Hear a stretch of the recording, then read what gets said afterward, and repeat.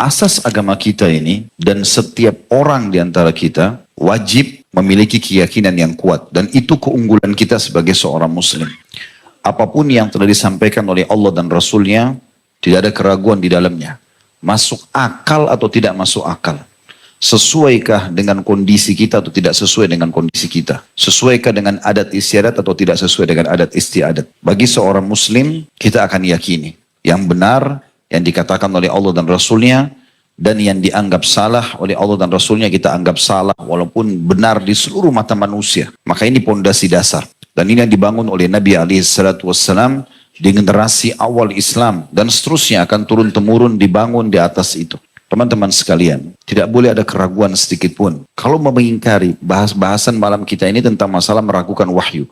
Kalau ada orang yang mengingkari wahyu, kafir. Karena orang-orang kufur ingkar terhadap Al-Quran, ingkar terhadap risalah Nabi Muhammad SAW, ingkar tentang keberadaan Allah. Itu sudah tidak diragukan lagi. Tapi yang kita bahas malam ini, Muslim tapi masih punya keraguan. Benar gak sih? Gitu. Ragu-ragu ini jadi dosa. Tidak boleh orang ragu. Itu yang ditulis oleh Syekh Muhammad bin Wahab dalam bab ini tentunya. Makanya kita harus menggali dan mulai dari malam ini ke depannya, kita tidak bicara masa lalu, bagaimana keyakinan itu maksimal.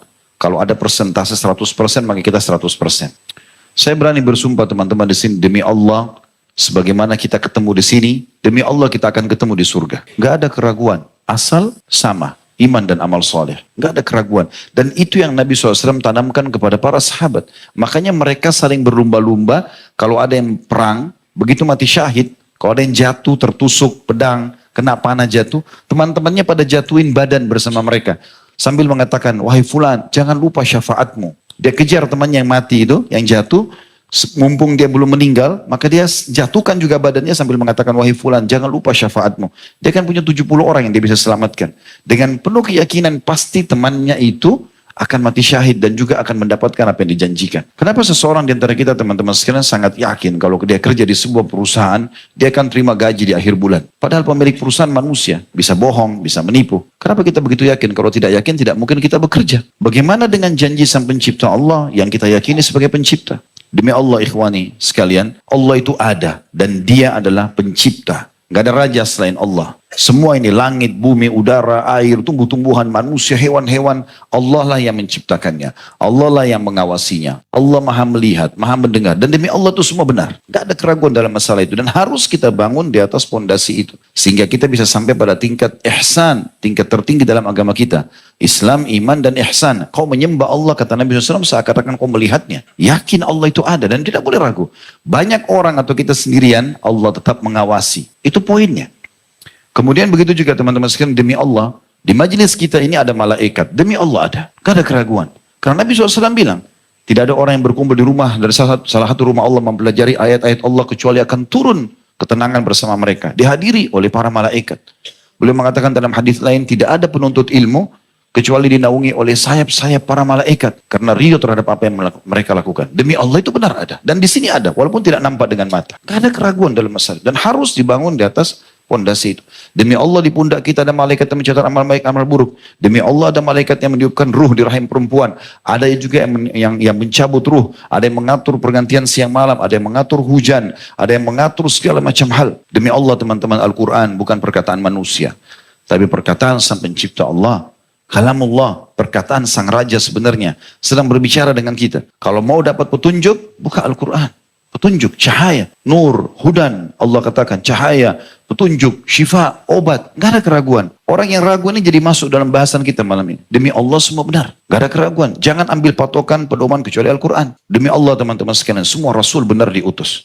Nama-nama yang kita pernah dengar, ya, Adam, Idris, Nuh, Saleh, Hud, Shu'aib, terus Ibrahim, Ishak, Ismail, Yakub, Yusuf, sampai Muhammad SAW benar ada. Walaupun kita tidak pernah bertemu dengan mereka. Itu rukun iman, harus yakin. Dan benar semua yang mereka katakan. Dan demi Allah kita akan bertemu dengan mereka. Serta waktu Nabi SAW menceritakan tentang Isra Mi'raj, bertemu dengan para nabi di Masjid Aqsa, bertemu di langit, itu semua demi Allah benar. Gak ada keraguan dalam masalah itu. Dan tidak boleh ragu. Demi Allah teman-teman, hari kiamat akan terjadi. Semua ini akan habis di dunia ini. Apa yang antum lihat ini akan hancur semua. Bukan dongeng. Kita sebagai seorang muslim sudah dapat bocorannya. Bahkan disebutkan tanda-tandanya. Ada tanda-tanda kiamat kecil, tanda-tanda kiamat besar. Gak ada keraguan. Pada akhir zaman Islam akan menyebar kata Nabi SAW dan akan masuk ke semua pelosok muka bumi ini dengan kemuliaan atau dengan kehinaan. Mereka nolak akan dibunuh. Dan itu demi Allah benar. Walaupun sekarang kita melihat umat Islam banyak punya kelemahan. Tapi kita akan berjaya. Itu pasti janji Nabi SAW. Gak ada keraguan. Kiamat akan terjadi. Demi Allah teman-teman sekalian. Bagi anda yang masih ragu tentang surga. Demi Allah surga itu ada. Dan sekarang surga ada. Bahkan jauh sebelum kita diciptakan sudah ada. Dan demi Allah bidadarinya sudah ada. Bidadaranya sudah ada. Istananya sudah ada. Semuanya sudah ada. Apa kata Nabi SAW? Kalau seseorang meminta surga sehari 3 kali, riwayat lain 7 kali, surga merespon langsung. Berbicara. Dan demi Allah itu benar. Dia akan mengatakan, ya Allah hambamu fulan memohonku, maka masukkan ia ke dalamku. Dan tidak memohon diselamatkan dari neraka. Dan neraka ada. Sekarang kita bisa tahu dan bisa merasakan dengan keyakinan kita. Keberadaannya, tidak ada orang yang memohon berlindung dari neraka 3 kali atau 7 kali sehari, kecuali neraka akan mengatakan, ya Allah fulan hambamu fulan telah berlindung dariku, selamatkan ia. Apa kata Nabi SAW dalam hadis lain? Dinginkanlah demam itu dengan air. Karena dia tiupan panasnya api neraka. Ada penyebutan masalah itu. Dalam riwayat yang lain, riwayat dihasankan oleh para ulama. Sesungguhnya neraka itu mengeluh kepada Allah karena panasnya. Sebagian membakar yang lainnya. Maka Allah pun mengizinkan dia bernafas 2 kali. Nafas sekali yang itu yang kalian dapatkan di musim panas yang sangat. Dan yang satu lagi pada saat kalian dapatkan dingin yang sangat. Itu hembusan nafas neraka. Nampak. Itu kelihatan dan dirasakan. Itu semua benar. Tidak ada keraguan. Semua teman-teman sekalian demi Allah, takdir yang Allah tentukan. Pergantian siang malam, jumlah manusia, apa saja. Semuanya musim-musim yang terjadi, musibah terjadi, kenikmatan yang disebarluaskan. Takdir Allah baik dan buruk. Kita imani dan kita yakin. Tidak ada keraguan dalam masalah itu. Siapapun ragu, dosa besar bagi dia. Itu bahasan kita malam ini. Kita akan sebelum baca dalil-dalil di sini teman-teman sekalian, saya ingin menguatkan ini dengan kisah. Misalnya contoh, Sa'ad bin Abi Waqqas, sahabat Nabi yang mulia. Waktu beliau dipilih oleh Umar bin Khattab menjadi panglima perang, mengejar atau menyerang wilayah Persia, 30.000 sahabat dipimpin oleh beliau melawan 240.000 pasukan. Ini luar biasa, 8 kali lipat dari jumlah pasukan muslimin. 30.000 itu, misal yang hadir di sini anggap misal 2.000, anggaplah 5.000 orang, kena penuh Masya Allah. Misal orang sebanyak 5. Kalau kita bahasakan 8 kali lipat, berarti ada 8 kali lipat ini. Misal, kita jadi kelihatan kecil, karena yang 8 kali lipat itu besar sekali. Gitu kan. Seperti itulah, di kancah peperangan, dengan pedang yang luar biasa, dan gajah-gajah mereka dilatih untuk berperang. Gajah-gajahnya itu semuanya besi, kecuali bagian mata saja. Dan gajahnya itu sudah dilatih. Mereka menyeruduk dengan gading-gadingnya, mereka menekan dengan kaki-kakinya, dan seterusnya. Muslimin kerepotan melawan mereka. Tapi subhanallah, keyakinan berbeda. Di atas asas keyakinan, semua muslimin yakin akan Allah berikan kemenangan. Sampai mereka tiba di sebuah sungai yang membatasi setelah 240.000 itu kocar-kacir dikalahkan. Tentu kisahnya panjang sekali tentang perang Qadisiyah, perang Nahawan, ada beberapa peperangan. Insya Allah nanti akan kita bahas itu. Biidznillah dalam kajian sirah atau kajian Umar bin Khattab, saya akan buat sendiri.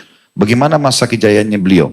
Intinya sampai pasukan muslimin tiba di wilayah Madain. Madain itu kayak kita Jakarta, ibu kota. Gitu kan.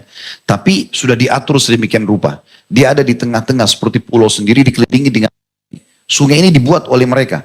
Dalam sekali, gak bisa kuda lewat, gak bisa orang berenang pun kerepotan karena jauh jaraknya. Lalu kemudian sampai di situ, kapal-kapal semua sudah tidak ada, karena diangkat oleh orang-orang Persia, pintu gerbang mereka di seberang ditutup semuanya. Maka Sa'ad bin Abi Waqqas pada saat lihat itu, lalu dia berpikir, bagaimana caranya lewat? Diskusi dengan beberapa sahabat, bagaimana caranya kita lewat? Mau buat kapal butuh berhari-hari.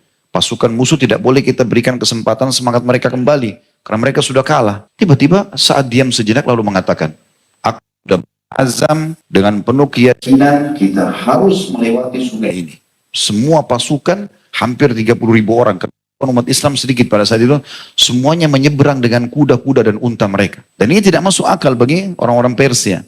Subhanallah, kata Sa'ad, saya berazam wahai muslimin, dan yakinlah, kita akan dimenangkan oleh Allah Subhanahu wa taala. Tidak mungkin Allah sampaikan kaki kita di sini kecuali Allah memang mau kita menguasai. Dan ingatlah sabda Nabi SAW, sekelompok dari sahabatku sedikit akan merebut istana putihnya Kisra, dan kita sudah berada di depan itu. Maka kalau saya takbir 3 kali, ikutlah. Subhanallah, takbir 3 kali semuanya ikut. Tidak ada satupun kuda mereka yang tenggelam. Tidak ada satupun orang yang tenggelam. Dan pada saat itu dikenal peperangan mereka dengan ada istilah Yaum Jurthumah. Apa itu Jurthumah? Jurthumah itu kalau dalam orang Arab di sungai, biasanya ada gundukan tanah, karena sering didorong oleh air, dia terbentuk. Orang bisa berdiri di situ. Ya, ternyata muslimin setiap kali ada yang mau tergelincir jatuh, keluar jurthuma itu dari sungai itu. Dan mereka bisa istirahat, jalan lagi. Dan itu disaksikan oleh orang Persia. Sempat waktu kasus itu, saat dengan penuh keyakinan jalan dan semua sahabat jalan, saat sempat khawatir, jangan sampai ada di antara muslimin yang tenggelam. Dia berharap tidak ada satupun yang tenggelam pada saat itu. Di sebelahnya ada Salman Al-Farisi, radhiyallahu anhu, sahabat Nabi yang lain. Melihat wajah Sa'ad, lalu dia mengatakan, wahai Sa'ad, demi Allah, ya, sesungguhnya Allah telah menundukkan. Ya, demi Allah, muslimin akan masuk ke sana. Kita akan sampai ke seberang. Kan jauh sekali ini jaraknya. Kita akan sampai di sana. Demi Allah kita akan sampai dan kita akan masuk seluruhnya tanpa ada satupun korban. Dan sebagaimana kita keluar dari Madinah, semuanya sempurna. Dan ketahuilah wahai Sa'ad, sesungguhnya Allah telah menundukkan laut-laut untuk muslimin sebagaimana Allah tundukkan daratan buat mereka. Lalu dia bersumpah atas nama Allah. Salman mengatakan, demi zat yang jiwa Salman di dalam genggamannya, sesungguhnya pasti kita akan selamat semuanya, tidak ada satupun korban. Kata para ulama, sesungguhnya Salman dengan penuh keyakinan bersumpah atas nama Allah supaya Allah selamatkan. Dan sampai ke pojok, di pinggir semuanya selamat. Gak ada satupun yang tenggelam. Melihat kejadian tersebut, orang Persia bicara. Bagaimana manusia-manusia ini bisa melewati sungai? Gak ada kapal, gak ada apa-apa. Berenang pun mungkin banyak orang. Umumnya muslimin, waktu itu 30.000 orang. Umumnya kalau kita bisa bahasakan persentase 80-90% tidak bisa berenang. Karena orang padang pasir, nggak ada air mereka. Gitu kan. Tapi mereka pada saat itu bisa berenang, bisa jalan, dan dengan santai. Diceritakan oleh Salman, dia mengatakan, pada saat kami lagi menyeberang, kami sedang berbicara tentang bagaimana kita akan merebut nanti Kisra, menaklukkan bentengnya, dan bagaimana nanti kita akan membawa pasukan ini sampai menguasai ini, dan bagaimana nanti kita akan berpesta gembira dengan pahala ini di surga. Dengan penuh keyakinan. Mereka mengatakan kami ngobrol seperti akan terjadi semuanya dengan penuh keyakinan. Tidak ada keraguan dalam masalah itu. Juga teman-teman sekalian, kita sudah pernah sampaikan sebenarnya kisah ini, tapi saya ingin sedikit mengulangi lagi kisah tentang Abdullah bin Hudzaifah. Abdullah bin Hudzaifah radhiyallahu anhu yang pernah ditangkap oleh Herakl, ya, bahasa Arabnya Herakl. Jadi dia pernah diutus oleh Umar bin Khattab untuk menyerang wilayah Romawi. Kan dulu dibagi dua pasukan. Ada pasukan wilayah Romawi dipimpin oleh Abu Ubaidah bin Jarrah, Khalid bin Walid di tahun 15 Hijriah, tahun 16 Hijriah Sa'ad bin Abi Waqqas menuju ke Persia. Nah di pasukan Khalid bin Walid dan Abu Ubaidah ini ada Abdullah bin Hudzaifah radhiyallahu anhu. Rupanya dia dengan kurang lebih 12-13 orang temannya pergi diutus oleh Khalid bin Walid dan Abu Ubaidah untuk menembus lebih dulu benteng-benteng. Ketangkaplah. Nah waktu ketangkap, Herakl ini mendengar umat Islam ini punya keyakinan yang luar biasa. Bahkan bahasa begitu dalam buku-buku sejarah, bahkan gunung pun tidak bisa sekokoh prinsip dan keyakinan seorang muslim. Begitu mereka yakini, mereka paham masalah itu. Maka dia bilang, saya ingin uji keyakinannya. Dipanggillah Abdullah bin Hudzaifah itu, lalu dia katakan, wahai Abdullah, waktu itu diterjemahkan tentunya, kemudian dikatakan, wahai Abdullah, saya ingin menawarkan kepada kamu penawaran. Masuklah Nasrani, apapun yang kau minta dari harta, sebut saja, saya akan kasih. Kata Abdullah, tidak mungkin. Kemudian dia mengatakan, kalau begitu, saya tawarkan kamu yang lain. Saya memiliki seorang anak gadis yang hampir seluruh wilayah kekuasaanku, raja-raja kecil-kecilnya ini, semuanya berharap jadi suaminya. Karena cantik, anak kaisar, dan seterusnya lah. Punya kelebihan gitu kan. Saya ingin nikahkan sama kamu. Yang penting kau masuk Nasrani. Dia bilang, jangankan anakmu. Seluruh wanita di wilayah ini kalau kau bawakan kepada aku tidak akan masuk Nasrani. Kemudian dikatakan, baik kalau begitu. Saya tawarkan kepada kamu opsi yang lain. Penawaran yang ketiga itu adalah penawaran tentang masalah kau akan aku berikan kedudukan. Minta apa saja jabatan. Bisa jadi menteri, bisa segala. Ditolak juga. Baik, penawaran terakhir. Aku berikan kau setengah kerajaanku. Semua ini jadi saksi. Menteri-menteri semua jadi saksi semuanya. Saya berikan kau setengah kerajaanku. Kata Abdullah, tidak bisa. Jangankan setengah. Seluruh kerajaan kau kasih saya tidak akan terima.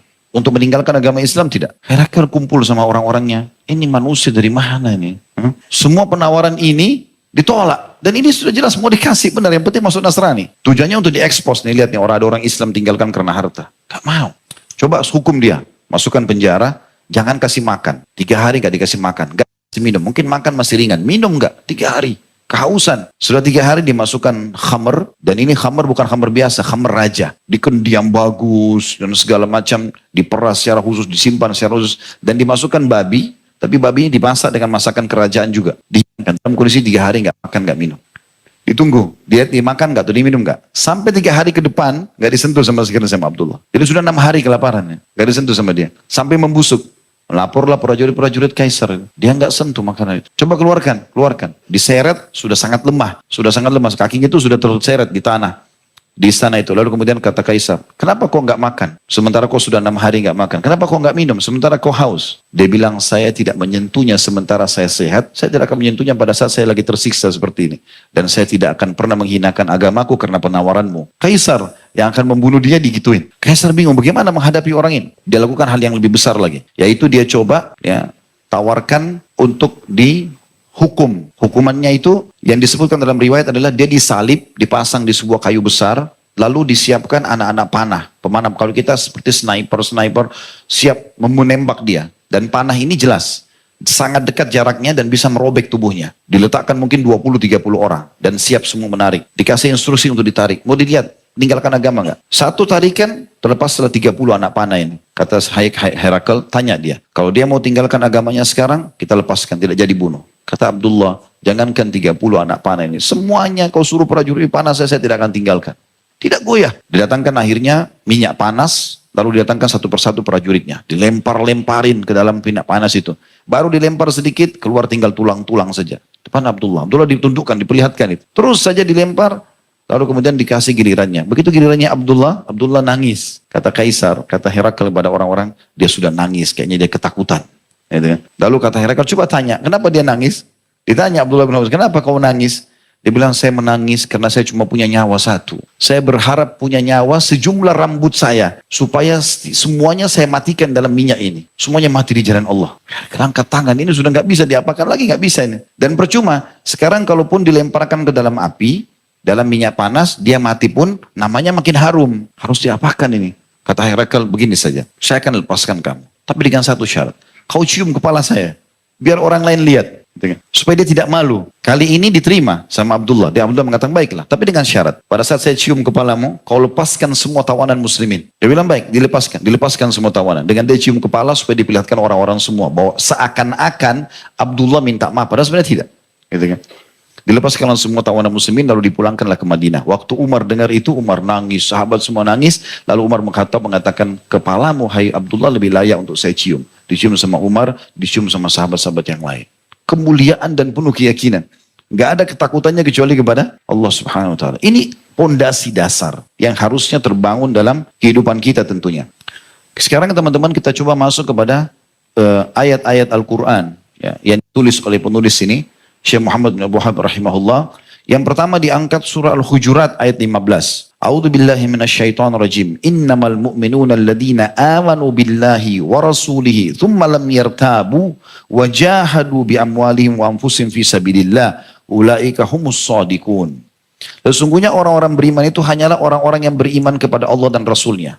Yang diyakini Tuhan hanya satu Allah, Rasulullah Muhammad SAW benar utusan Allah. Kemudian mereka tidak ragu-ragu. Ya. Begitu kan terjemahnya. Yang tidak pegang buku bisa buka aplikasi Al-Qurannya ya. Kita mau tadabbur ayat banyak sekarang. Coba dibuka Al-Hujurat ayat 15. Saya ulangi. Sesungguhnya orang-orang yang beriman itu hanyalah orang-orang yang beriman kepada Allah dan Rasulnya. Kemudian mereka tidak ragu-ragu dan mereka berjuang, yakin, berjihad, membela agama Allah dengan harta dan jiwa mereka di jalan Allah. Mereka itulah orang-orang yang benar. Atau orang-orang yang shadiqun. Siddiq, orang-orang yang memiliki derajat tertinggi di surga nanti. Juga yang kedua Al-Baqarah ayat 4 sampai ayat 5. Allah Subhanahu wa taala berfirman, A'udzu billahi minasyaitonir rajim, walladzina yu'minuna bima unzila ilaika wama unzila min qablika wabil akhirati hum yuqinun. Kalimat yuqinun saksi bahasan kita, ulaika ala hudan min rabbihim wa ulaika humul muflihun. Dan orang-orang yang beriman kepada kitab Al-Qur'an yang diturunkan kepada Muhammad, dia yakin itu dari Allah, itu kalamullah, dia terapkan hukumnya, halal yang dihalalkan Al-Qur'an, haram yang diharamkan Al-Qur'an. Dan juga mengimani kitab-kitab yang telah diturunkan sebelummu. Taurat, Injil, Taurat kepada Musa AS, Injil kepada Isa AS, Zabur kepada Nabi Daud AS. Serta mereka yakin akan adanya kehidupan akhirat. Gak ada keraguan. Sebagaimana tadi saya sumpah depan antum. Demi Allah kita akan ketemu di sana. Gak ada keraguan dalam masalah itu. Yang penting antum beriman pada Rasulullah. Dan tidak ada keraguan orang-orang kafir akan dibakar di api neraka. Orang akan saksikan nanti itu. Kita akan tadabburi ayatnya insya Allah. Mereka itulah yang mendapat petunjuk dari Rabb mereka. Penuh keyakinan tentang adanya kehidupan akhirat, mereka adalah orang yang dapat petunjuk. Dan mereka adalah orang-orang yang beruntung. Al-Baqarah ayat 4 sampai ayat 5. Juga Al-Jathiyah. Al-Jathiyah artinya tertunduk ya. Orang-orang yang nanti orang-orang kafir tunduk depan neraka, mereka menyesal, tapi nggak ada manfaatnya. Dalam ayat 32-nya Allah berfirman, A'udzubillahi minasyaitonirrajim. Wa idza qila inna wa'dallahi haqqun was-sa'atu la raiba fiha qultum ma nadri mas-sa'atu inna dhunnu illa dhanna wa ma nahnu bimustaikinin. Dan apabila dikatakan kepada kalian, dan mereka pada saat di depan neraka, ya kemudian mereka sudah mau dimasukkan, mereka nyesal, maka para malaikat mengatakan, sesungguhnya janji Allah itu benar. Dan hari berbangkit itu tidak ada keraguan padanya. Maka pada saat itu mereka atau kalian pernah berkata di dunia, kami tidak tahu apa itu hari kiamat. Kami sekali-kali tidak lain hanyalah menduga-duga saja. Dan kami sekali-kali tidak meyakininya. Itu sifat mereka. Sehingga nanti mereka jathiyah, tunduk pada hari kiamat dan terhina di hadapan Allah subhanahu wa ta'ala. Kemudian juga ada ayat Al-Quran. Sebelum kita baca hadis-hadis di sini, tapi di buku kita tidak ada, bisa teman-teman buka tentunya. Di dalam surah As-Saffat, surah nomor 37 dalam Al-Quran, kita coba baca dari ayat 39. Ini menguatkan ya tambahannya. Surah As-Saffat, surah nomor 37 ayat 39 sampai ayat 61. Kalau ada waktu kita baca sampai ayat 74 insya Allah. Sudah lihat? Kelihatan orang yang biasa buka Quran dengan tidak. Sudah belum? Ini sayap kanan, sayap kiri sudah. Baik, saya bacakan ayat 39-nya. A'udzu billahi minasyaitonir rajim. Wa ma tujzauna illa ma kuntum ta'malun. Dan kamu tidak akan diberikan pembalasan melainkan terhadap kejahatan yang telah kau kerjakan. Kalau ada hukuman, maka hukuman karena kau sendiri pernah berbuat kesalahan. Lalu Allah bilang, ayat 40-nya, illa ibadallahil mukhlasin. Tetapi hamba-hamba Allah ya, yang dibersihkan dari dosa. Maksudnya ada yang akan diselamatkan nanti hari kiamat. Orang-orang yang beriman, beramal soleh, ayat 41 mengatakan, ulaika lahum rizkum ma'lum. Harus diyakini mereka itu memperoleh rezeki yang tertentu. Maksudnya yang sangat banyak yang sudah ditentukan. Fawakihu wahum mukramun. Mereka akan diberikan buah-buahan banyak dan mereka adalah orang-orang yang akan dimuliakan. Fi jannatin na'im. Di dalam surga-surga yang penuh dengan nikmat. Ala surim mutaqabilin. Di atas tahta-tahta kebesaran. Dan mereka berhadap-hadapan. Istana-istananya berhadap-hadapan. Yutafu alaihim bika'sim min ma'in. Diedarkan kepada mereka gelas yang berisi khamar. Minuman dari anggur. Dari sungai yang mengalir. Tapi khamar di surga tidak akan memabukkan. Terbukti ayat setelahnya dikatakan. Baydha'a ladzatin lisyaribin. Warnanya khamar itu minuman anggur berwarna putih bersih. Sedap rasanya. Bagi orang-orang yang minum. La fiha gaulun walahum anha yunzafun. Tidak ada dalam khamar itu alkohol, memabukkan, dan mereka tidak mabuk karenanya. Jadi minuman yang sangat lezat, ya dari anggur tapi tidak memabukkan. Wa indahum qasiratut tarfi'in. Dan di sisi mereka ada bidadari-bidadari yang tidak liar pandangannya. Tidak akan melihat kecuali sama suaminya saja. Dan jelita matanya. Mana jelita adalah matanya besar, lingkarannya besar, bulu matanya lebat, dalamnya itu putih bersih. Dikatakan mata jelita. Allah gambarkan keindahan ciptaannya di sana. Ka'annahum baydun maknun. Seakan-akan mereka telur dalam kurung burung unta yang tersimpan dengan baik. Nanti di surga, ini yang terjadi. Fa'aqbala ba'duhum ala ba'di yatasa'alun. Lalu sebagian mereka menghadap kepada sebagian yang lain sambil bercakap-cakap. Nanti kita ngobrol tuh. Dulu ingat tak kajian kita Rabu malam di Blok M? Yakin itu. Antum ragu? Yakin. Harus yakin. Antum akan ingat muka ana nanti insya Allah. Apa yang mereka berbicara, di surga nanti ahli surga akan bicara. Di antara komunikasi di antara mereka adalah ayat 51-nya. Qala qailum minhum inni kana li qarin. Ini saksi bahasan kita nanti ya. Berkatalah salah seorang di antara mereka, ngobrol-ngobrol ahli surga nih. Sesungguhnya dulu di dunia, aku mempunyai seorang teman. Tapi temannya ini jelek. Apa yang dikatakan sifatnya? Yaqulu a'innaka laminal musaddiqin. Dia berkata, apa kau sungguh-sungguh termasuk orang yang membenarkan hari kebangkitan? Kau percaya itu ada surga dan neraka? A'idza mitna wa kunna turaban wa idhaman inna lamadinun. Dan dia juga berkata, apakah bila kita mati dan kita telah menjadi tanah dan tulang belulang, hancur di kuburan, apakah sungguhnya kita benar-benar akan dibangkitkan dan diberi balasan? Lalu dia katakan, ahli surga ini mengatakan, qala fahal an. Berkata orang tadi, mau enggak kalian meninjau temanku itu? Ayo kita cari di mana dia. Kan dia dulu buat masalah tuh. Dia bilang, apakah kau percaya, apa kau gini? Di mana dia sekarang? Di surga enggak ada nih. Mau nggak sama-sama kita lihat ke neraka? Jadi perlu kita tahu ya, kita nanti di surga teman-teman bisa lihat neraka. Bahkan sebagian ahli, kalau tidak salah disebutkan oleh Ibnu Qayyim rahimahullah dalam buku beliau Adil Arwah, itu ada riwayat di surga itu ada beberapa pintu. Salah satu ada pintu di belakang istana yang kalau dibuka bisa lihat neraka setiap saat. Dan kita lihat siksaan-siksaan mereka. Supaya kita terus bersyukur. Maka mereka melihat nih. Ini Allah mengatakan. Maka mereka sering ngomong. Ayo cari temanku yuk itu yang dulu larang-larang sholat. Yang yakin. Ya, apa kau percaya? Ngapain ikut pengajian? Ngapain begini? Ngapain sholat? Ah masa sih dibalas? Fattala'a fara'ahu fi sawa'il jahim.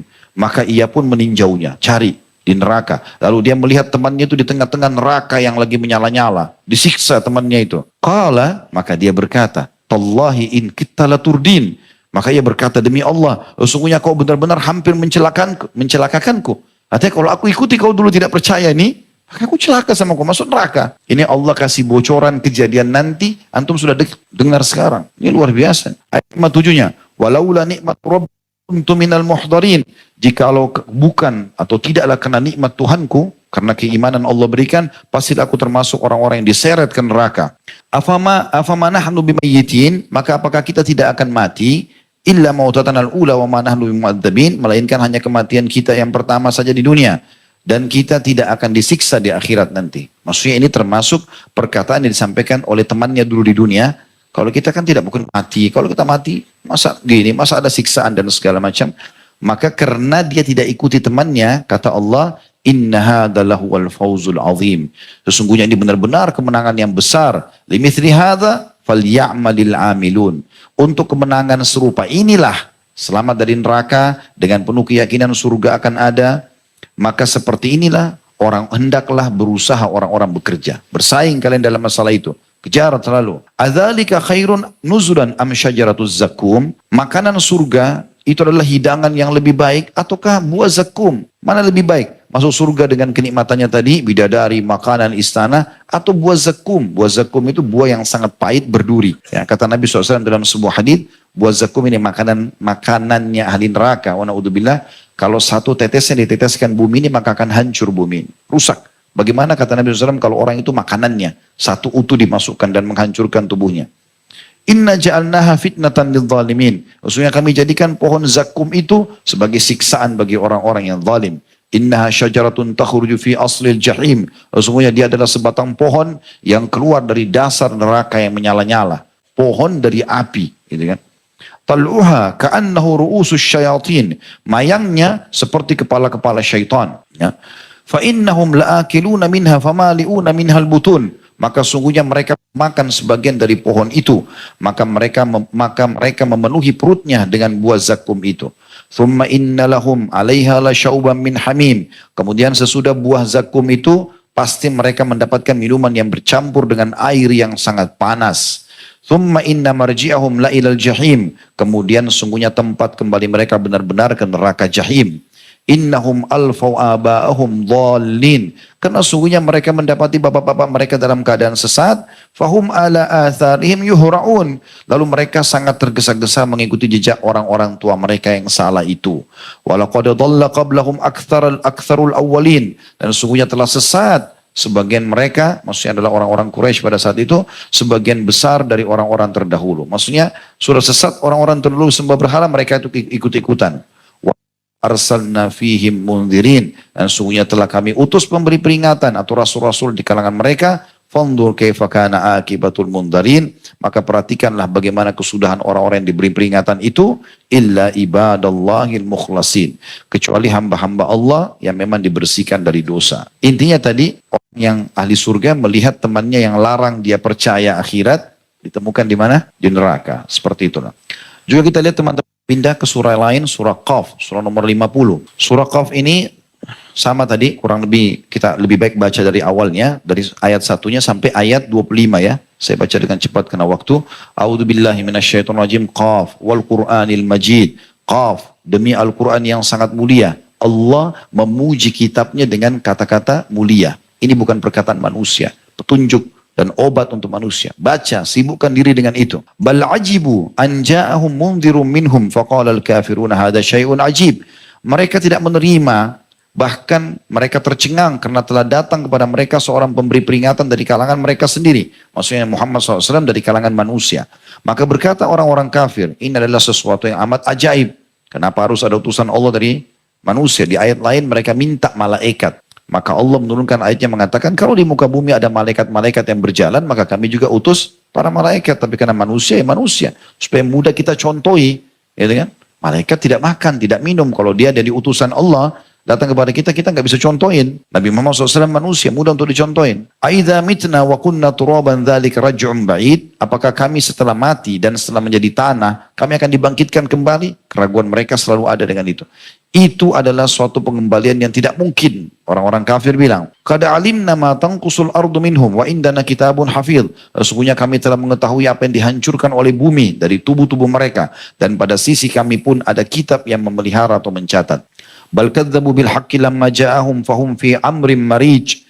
Sebenarnya mereka telah mendustakan kebenaran tak kala kebenaran itu datang kepada mereka, dan mereka berada dalam keadaan kacau balau. Afalam yanzuru ila as-sama'i fawqahum kaifa banainaha wa zayyanaha wa ma laha min furuj. Kalau kalian masih ragu, maka lihatlah kata Allah, apakah mereka tidak melihat akan langit yang ada di atas kepala mereka? Bagaimana kami meninggikannya dan menghiasinya, dan langit itu tidak mempunyai retak sedikit pun. Wal arda madadnaha wa alqaina fiha rawasiya wa ambatna fiha min kulli zawjin bahij. Dan kami hamparkan bumi, tempat mereka berpijak, tempat mereka mengambil hasil, ya hasil bumi, tempat mereka bercocok tanam, tempat mereka berjalan. Dan kami hamparkan bumi dan kami letakkan padanya gunung-gunung yang kokoh, dan kami tumbuhkan padanya segala macam tanaman yang indah dipandang oleh mata. Belum yakin juga, Allah masih bilang, ya, tabsiratan wa dzikra likulli abdin munib, untuk menjadi pelajaran dan peringatan bagi tiap-tiap hamba yang ingin mengingat Allah. Wa nazzalna minas sama'i ma'an mubarakan fa ambatna bihi jannatin wa habbal hasid. Dan kami turunkan dari langit air yang banyak manfaatnya, air hujan. Depan mata kita sering lihat, apalagi sekarang lagi musim hujan, kita bisa lihat siapa yang tuangkan air. Keran di kamar mandi bisa jalan sendiri tanpa ada yang nyalakan. Gak mungkin. Itu pasti ada yang mengaturnya. Kadar airnya, kapan dia mulai hujan, kapan dia berhenti, dan seterusnya. Allah mengatakan kami yang turunkan itu dari langit. Dan banyak manfaatnya. Lalu kami tumbuhkan dengan air hujan itu pohon-pohon dan biji-biji tanaman yang diketam. وَالنَّخْلَ بَاسِقَاتٍ لَهَا طَلْعٌ نَدِيدٌ. Dan pohon kurma yang tinggi-tinggi dan mempunyai mayang yang bersusun-susun. Jadi kalau makan kurma jangan cuma makan. Lihat siapa yang buat kulitnya itu, warnanya, rasanya, bijinya, dan tidak pernah habis. Dari mana itu? Rizqan lil ibad wa ahyayna bihi baldatan maitan kadzalika al-khuruj. Untuk menjadi rezeki bagi hamba-hamba kami. Mereka boleh makan, nikmati. Dan kami hidupkan dengan air hujan itu tanah yang sudah mati, kering. Allah turunkan hujan sejenak, tiba-tiba jadi tumbuh. Seperti itulah terjadi kebangkitan nanti hari kiamat. Kadzabat qablahum qaumun Nuhin wa ashabur rassi wa Thamud. Kalau kalian masih mendustakan, ingat sebelum mereka, sebelum kalian telah mendustakan pula kaumnya Nuh, lalu kami binasakan penduduk Ras dan Thamud, ya, wilayah-wilayah kaumnya Nabi Saleh. Wa 'Adun wa Fir'aun wa ikhwanu Lut, dan kaum 'Ad, kaumnya Nabi Hud, kaum Fir'aun, kaumnya Nabi Musa, dan kaum Lut, kaumnya Nabi Lut. Wa ashabul aikati wa qaum Tubba, kullun kadzdzaba ar-rusula fa haqqal wa'id, dan penduduk Aika serta kaum Tubba. Aika sebagian ulama mengatakan dia adalah wilayah Nabi Saleh tadi, ya. Kaum satu kaum Syuaib, Nabi Syuaib. Kemudian Tubba adalah masyarakat Yaman. Kaum Tubba diistilah dengan masyarakat Yaman waktu Allah hancurkan bendungan mereka karena mereka kufur terhadap risalah para nabi. Semua telah mendustakan rasul-rasul, maka sudah semestinya mereka mendapat hukuman yang sudah diancamkan. Afa'ayna bil khalqil awwal bal hum fi labsin min khalqin jadid. Maka apakah kami letih dengan penciptaan yang pertama? Sebenarnya mereka dalam keadaan ragu-ragu tentang penciptaan yang baru. Jadi Allah mengatakan kami tidak pernah letih dengan ciptaan itu semua. Maka apa sulitnya kami menghidupkan lagi nanti setelah mati.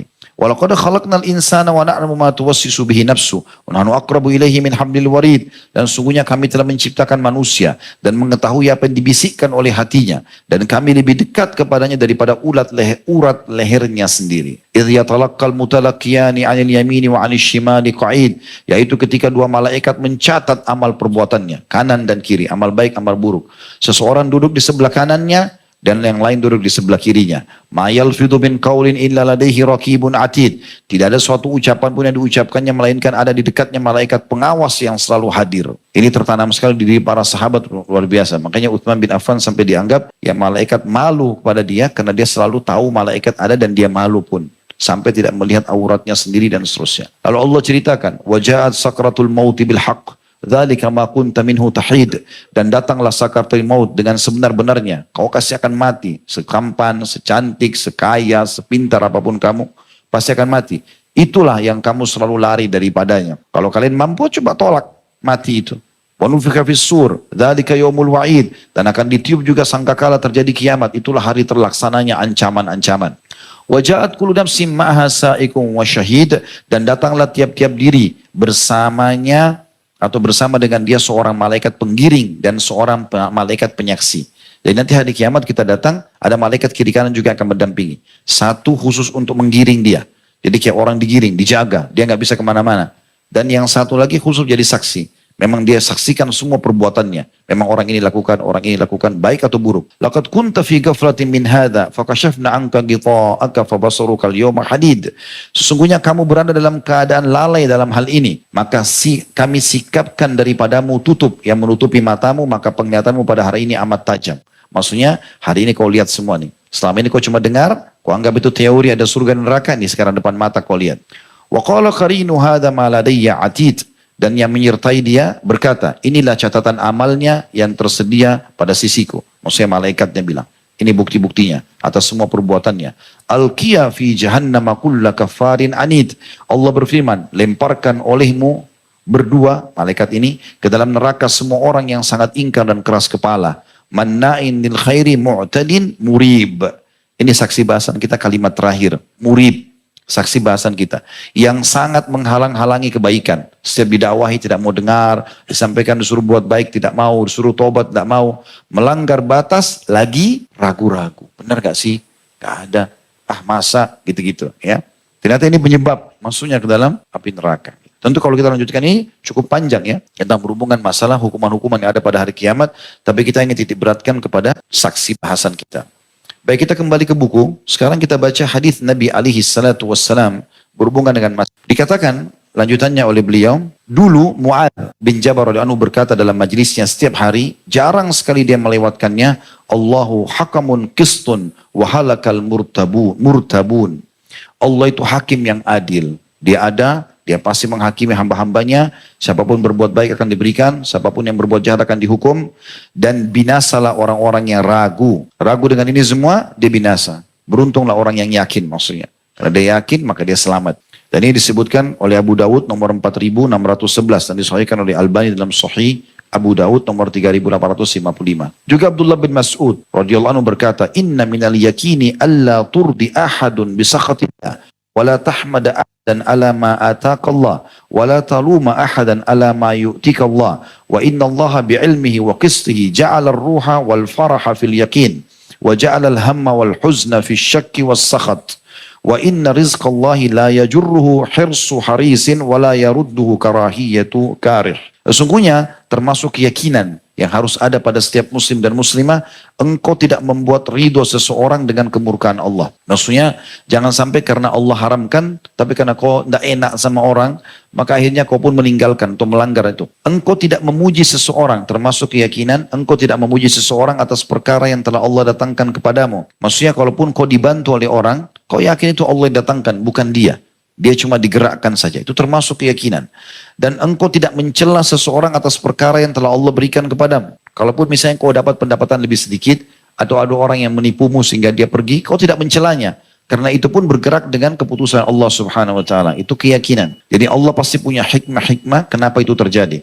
Sesungguhnya Allah dengan ilmu dan keadilannya menjadikan kelapangan dan kegembiraan dalam keyakinan atau al-yakin. Siapa yang yakin, dia akan tenang. Anda semua tahu. Dengan keyakinan pun kita tahu teman-teman, masalah apapun kita hadapi dengan manusia di muka bumi ini, atau ada masalah-masalah pribadi kayak penyakit gak sembuh, utang belum lunas, segala macam, itu semua sebenarnya kasusnya karena Allah sedang menegur kita agar kembali kepadanya. Sederhana, wudu, sholat 2 rakaat, istighfar kepada Allah, tawakal setelah itu. Coba perbaikin, Allah akan berikan jalan keluar.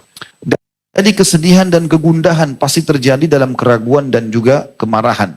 Sesungguhnya rezeki Allah tidak akan bisa ditarik oleh kesungguhan orang-orang yang bekerja keras, tetap yang datang adalah yang sudah Allah tentukan. Keyakinan seorang muslim, mutlak. Dan tidak akan bisa ditolak oleh kebencian orang yang tidak suka. Kalau sudah sampai memang dasar, sampai ke antum rezeki itu, biar satu dunia tidak suka, antum akan dapat rezeki.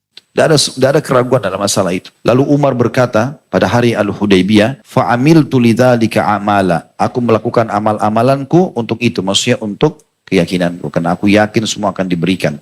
Dan ini ada kisah sendiri berhubungan dengan Umar ya. Saya akan sampaikan dalam penutupan insyaAllah. Dan tentangnya ada makna juga sabda Nabi SAW. "Dzaka ta'mal imani man radiya billahi rabba wa bil islami dina wa bi Muhammadir rasula." Akhrajahu Muslim wa an Abbas radhiyallahu anhu mithluh. Tersakan manisnya iman orang yang ridho Allah sebagai Rabbnya. Semua keputusan Allah dia yakin dan ini semua Allah yang mengaturnya dengan hikmahnya. Islam dia jadikan sebagai agama yang dia berjuang untuknya. Tadi kisah Abdullah bin Hudzafa radhiyallahu anhu dan seterusnya. Dan Muhammad adalah benar-benar utusan Allah yang wajib dia ikuti dan patuhi. Kita tutup teman-teman sekalian dengan bagaimana kisah Umar radhiyallahu anhu. Saya akan tutup teman-teman sekalian kisah. Bagaimana keyakinan Umar bin Khattab radhiyallahu anhu. Ini sangat banyak sebenarnya kisahnya, tapi diantaranya kisah ini. Pernah ada satu orang ditugaskan oleh Umar bin Khattab menjadi penjaga Baitul Mal. Namanya Mu'aikib. Mu'aikib ini orang yang jujur. Umar tidak akan pernah tunjuk radhiyallahu anhu kecuali orang yang terpercaya gitu. Mu'aikib ini waktu Umar sifatnya itu kalau Baitul Mal sudah penuh langsung dibagi rata dihabisin. Umar bin Khattab tidak mau tidur radhiyallahu anhu kecuali Baitul Mal sudah kosong. Besok urusan besok. Pendapatan datang besok dibagi lagi, gitu kan. Intinya selalu dihabiskan, karena dia tahu itu amanah. Rupanya waktu sudah dibagi-bagi habis, terus mulai dibersihkan tempat itu sama Mu'aikib, koin kecil, dirham. Tidak ada nilainya. Mungkin kita 1.000 rupiah, ini perumpamaan saja, kayak kecil sekali gitu. Lewatlah salah satu anak Umar bin Khattab, lalu Mu'aikib pikir, kan anaknya Amir Mu'minin juga masyarakat. Dilemparkan ke anak kecil itu, dikasih. Suruh ambil saja. Daripada satu dirham dibagiin ke orang, susah lagi gitu kan. Pergilah dia. Mu'aikib pikir dia nggak buat salah. Lama kemudian belum selesai dia menyapu bersihkan Baitul Mal dipanggil oleh Umar bin Khattab, datang. Lalu Umar pegang di tangannya koin dirham itu. Lalu kata Umar kepada Mu'aikib apa? Dia bilang, "Hai Mu'aikib, apa dosaku dan kesalahanku padamu? Kenapa kau begitu jahat?" Kata Mu'aikib, "Kesalahan apa wahai mukminin? Ada masalah apa ini?" Kata dia, "Apa kau mau dengan 1 dirham ini seluruh umat Muhammad menuntut Umar pada hari kiamat? 1 dirham." Lalu dia diam. Kata dia, "Kau memberikan kepada anak Amir Mu'minin uangnya umat yang bukan haknya dia. Satu umat nanti akan tuntut aku pada hari kiamat." Maka Mu'aikib baru tahu kesalahannya dan begitu pekahnya Umar yakin 1 dirham itu akan dihisab pada hari kiamat. Ini keyakinan. Begitu juga dengan hukum Allah SWT. Dia tidak mau ada hukuman yang lepas. Dalam kisah yang lain ada salah satu anak Umar namanya Abdurrahman. Dikenal dengan Abdurrahman bin Umar. Dia tinggal di Mesir. Waktu itu Mesir dihakimi oleh Amr bin As, sahabat Nabi yang mulia.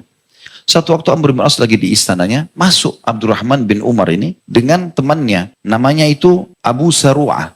Abu Saru'ah tidak terlalu banyak orang kenal namanya, tapi orang ini termasuk ahli Badr. Ahli Badr. Tiba-tiba masuk ke dalam istananya si Amr, lalu sambil tundukkan kepala dan berkata, keduanya, "Hukum kami dengan hukum Allah.